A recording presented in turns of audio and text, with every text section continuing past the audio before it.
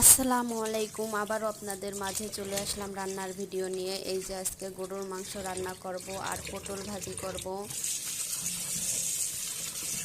আজকে খুবই আমি অসুস্থ ছিলাম, তাই একটু সিএমএস গেছিলাম। সিএমএস থেকে আসতে আসতে অনেক লেট হয়ে গেল। এই যে রান্নাটা বসিয়ে দিলাম, গরুর মাংসের মশলাটা ভালো করে কষিয়ে মাংসটা ছেড়ে দিলাম। এখন ভালো করে কষাবো আর পটলটা ভেজে নিতেছি। সকালে ভুনা খিচুড়ি রান্না করছিলাম, খিচুড়িটা ছিল।